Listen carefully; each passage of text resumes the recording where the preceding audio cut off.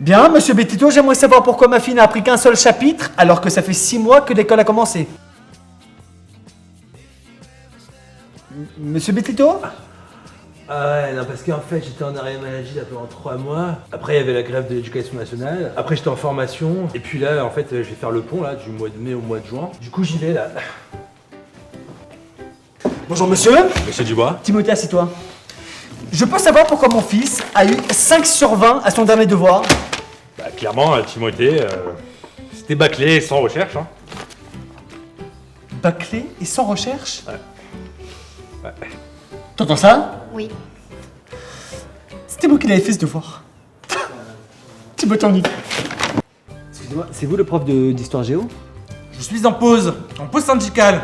Il me reste 30 secondes.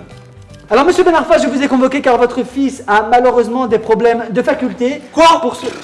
Oui, Des problèmes de faculté? monsieur Benarfa. Ah mais t'as honte toi? Oui. C'est normal qu'il ait des problèmes de faculté, wesh. Il est encore au collège, il est pas à la faculté. Je peux savoir pourquoi on est à la moitié de l'année scolaire et Kevin n'a toujours pas ses affaires? Bah oui, mais vous êtes marrant vous. Vous avez vu comment ça coûte cher? Papier canson. Il dessine sur des feuilles en papier, comme tout le monde. Non mais ça ne va pas de servir de la viande à la cantine? Vous êtes des meurtriers! Sophie, c'est ça qu'ils vous apprennent à l'école? Je vais demander une nouvelle réforme auprès de l'éducation nationale. On a déjà réussi la lutte pour la cause féministe, nous ne lâcherons rien pour la cause végane. Hashtag vegan! Monsieur Benarfa, il y a autre chose, votre fils est très dissipé, il n'arrête pas de se bagarrer avec ses camarades pendant les cours et pendant la récréation. Je ne sais pas quoi faire. C'est vrai ce qu'il dit là? Bah ouais.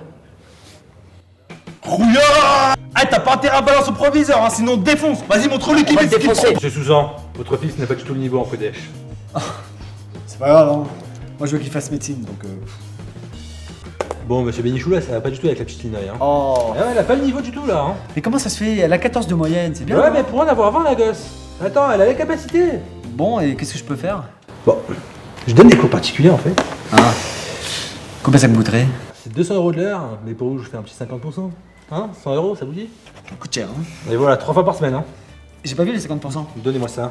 Donc, c'est pas qu'Elodie n'a pas le niveau, on va dire qu'elle est dissipée. On a essayé de... Mais vous savez pourquoi elle a pas le niveau? Mais parce qu'elle a faim la pauvre! Y'a Willy! Hein? Vous avez vu ce que vous lui donnez à la cantine? Des petits pois d'haricots verts! Ça suffit pas ça! Il lui faut des plats copieux de chez nous! Kaila, des briques à l'œuf, de la tamchouya! Monsieur Oliel?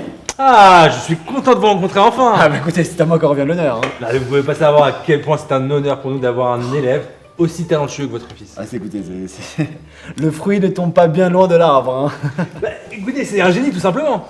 Ah, il doit s'ennuyer le pauvre, hein. Ah bah écoutez... On va devoir le faire sauter de classe, hein, le petit David. Ah. Mon fils c'est Brian, hein. Brian. Comment ça, Brian? Brian Marciano? Ouais. C'est votre fils? Ouais. Justement, il faut qu'on en parle de votre fils, Brian. Dis-moi, ma fille elle peut garder son portable dans la trousse pendant le cours? Mais pourquoi faire? Eh, pour que je vérifie si tout se passe bien, s'il y a pas de problème. Non, désolé madame, Sarfati, le règlement l'interdit. Enfin, tiens, prends un macro, ça va te calmer un peu. J'en ai fait une demi-douzaine, je donnerai à ta femme, elle va kiffer, c'est sûr. Réguler un petit peu tout le travail de l'année. Évidemment, avec vous, père, fille, c'est important de créer un programme équilibré. Cependant, nous avons... Bon, blague à part, il est essentiel de mettre ses enfants dans une école juive. Tout d'abord, ça lui permet de garder son identité et les valeurs juives. Le cadre qui a le plus d'influence sur un enfant, c'est l'école. Étant donné le temps important qu'il passe à l'école, les enfants s'imprègnent énormément de leur entourage. Les plus grandes amitiés se construisent à l'école. Il est donc essentiel d'avoir des repères et un entourage de Torah. Mettre ses enfants dans une école juive, c'est perpétuer la tradition de nos ancêtres. De plus, les enfants rapportent les enseignements appris à l'école à leurs parents, notamment à la table de Shabbat. Ce qui influencera énormément leur fréquentation future. Alors, nous vous souhaitons à tous la meilleure éducation pour vos enfants. Bonjour monsieur. Monsieur T'entends ça? T'entends ça, c'est monsieur. Ah purée. T'as qu'à mourir. Crois-moi. Les vieux chapeaux, putain. Là, comment tu fais? Là, ça enregistre? Chez nous, c'est le roman. On va, elle a 14 de moyenne, ça suffit pas? Oui, mais elle a pas de niveau, ça suffit pas. Voilà. Voilà, 3 fois par semaine.